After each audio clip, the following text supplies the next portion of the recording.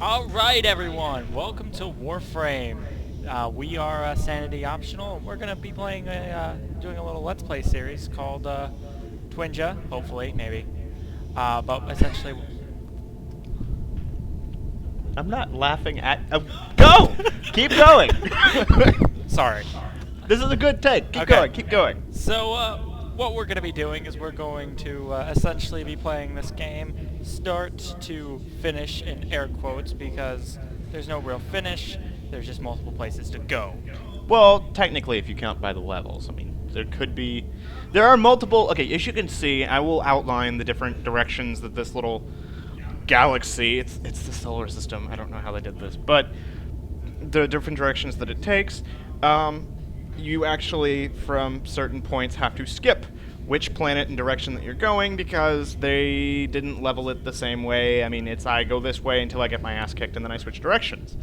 So that's pretty how much. we'll be doing it. So right now, we're going to show you essentially what gear we're going to be running with, and this is pretty much what we're going to be running from now until the end game. Yes, we've picked a total of 5 weapons for each Warframe. Single Warframe we're going to use with a color set, which we're going to enjoy immensely. Hopefully. If not, you would just life decisions regretted. Shush. Anyways, don't actually shush, I'm just shushing you. Alright, so what we're going to do is we're going to take a look at the arsenal, and I'm going to go ahead and do the whole awesome magical link bullshit in which we explain each weapon that we're going to be using. Don't worry, we won't go into as much detail as to show the different mods contained there within, but... well, unless you ask. Yeah, if you ask, we'll make a later video specifically for that, because look how much time we've already wasted. Anyways, let's go ahead and get into the build. Alright, so we'll start over here with me. Right now I'm playing the Warframe Volt. He is a very electrical Warframe. He is built on just... He's very DPS Yeah, he's very oriented. DPS oriented. And that's pretty much my strategy with him, is pretty much to lay down the hurt. I will be using the Soma. As you can see, it is a very... it's pretty much a bullet hose. That's basically what it is. We'll also be using the miter. The miter is a saw projectile weapon. It will... Think of it as a bow and arrow that fires buzz saws. Yeah, pretty much. Yeah, I can imagine anyone on the other end of that gun, it's not their lucky day. No. Then for secondaries, we have the Galantine, which is I hope a good gun. It is a crossbow. I hope. I hope. There is hope in this. There's hope in this. It is a crossbow. It has 2 firing modes. It has a regular draw where you draw and fire, and it also has a semi-automatic where it shoots a 4-round burst. And then we also have our Seer.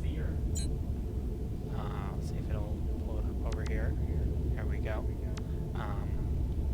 See this gun. This gun is a little bit special, at least in Warframe lore, because it's both a one of the faction weapons, and it's also a part prime. And if you don't know what prime is, it's essentially just a special version of some of the existing weapons. That's short, at least. It's the best pistol in the game. Pretty much. Well, don't quote me on that, because there might be entirely different shit now. By the time we it's the release best this. pistol we were capable of getting our hands on. I will argue this point with my own, but we will see. Yeah. And then we have Galantine. And this thing is a monster. As you can see, it takes up pretty much my entire screen. It goes beyond the screen. Yeah. That is... You cannot contain this sword! No, you cannot. This sword is very good. It's going to take down a lot of the higher level infested and pretty much everything in the higher end game. This is a very good weapon. And then we'll switch over to Ratas.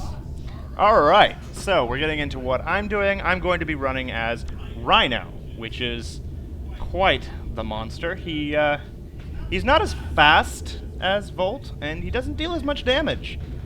But I can literally make myself impenetrable for about 1200 damage with one of my abilities, and not to mention he's got an ungodly amount of armor. You can see my stats over here. He's slow, he's bulky, but he kicks ass. Coupled with the fact that I'm rather good at the parkour, it's going to be kind of sort of a test of straight up running versus diving and dodging and wall running. I'll try and keep up. Alright, as far as the weapons that I have, for a silent primary, I have the Dread, which, of course, was picked up off of a stalker.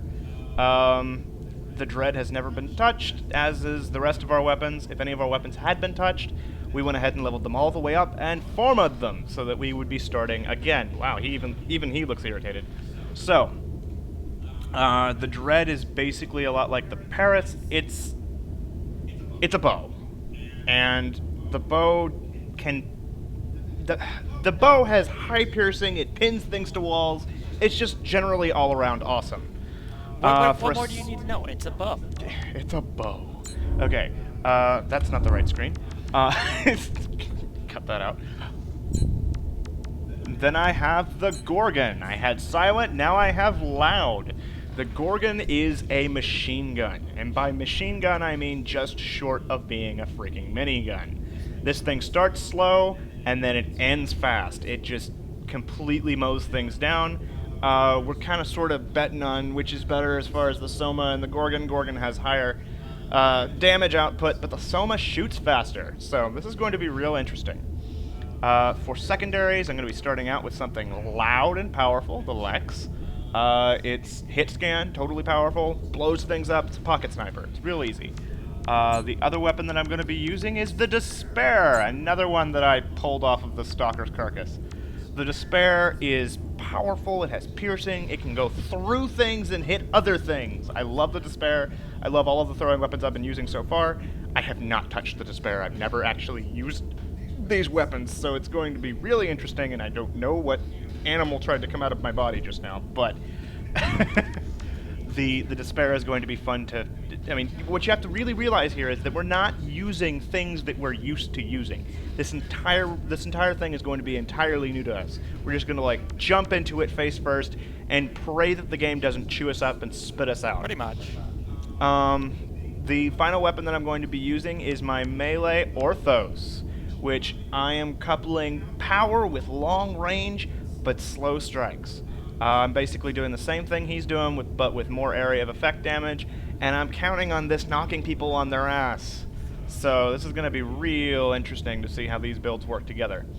The quick and powerful versus slow and steady.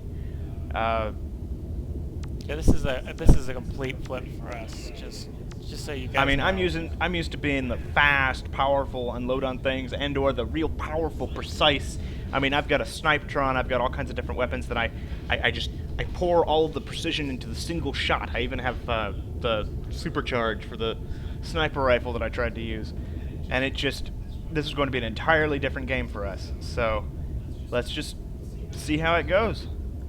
Other than that, we're going to set up a map to where you can see what happens. We're going to track our progress so that you can see it. We'll make sure to broadcast every match that we do. And I'm going to quickly go over a few rules, because we got to have rules. Yeah, what's a game without a little bit of rules? Yes, specifically one of the greatest things that you guys are going to enjoy is watching us get our asses kicked. Because in this game, we get to do each of the missions one time. In any given system, there is a multiple number of missions. We're starting at Terminus, that's our first mission, and we're ending somewhere else. Point being, we can only do these missions one time. When we actually complete the mission will flash green and remain that way until forever. Anyways, when we lose, we cannot complete the mission again. We'll have to go through with some other Warframe and do it elsewhere. Basically, we'll skip it. And that means, what, easy? No, because that means that we're not going to be getting experience for that. Which means that if we get into the higher levels up further into the game, and we start getting our asses kicked consecutively, well, this series isn't going to last long. All I can say. But, at the same time, we have a few things that we're going to use as our lifelines. Namely, we are going to enable ourselves to do alerts, events, and the void. All without limits except one. With the void, we're going to make sure that we never surpass the rank that we have. If we're going to be doing a rank 1 void mission, we will have to have at least one of our equipment below rank 10. Once all of our equipment reaches rank 10, we will have to move on to rank 2 void missions. Once we get past rank 20, we will have to move on to rank 3 void missions, which tier 3 is the biggest, heaviest, kick our ass and spit us out. At that point, we are scrod.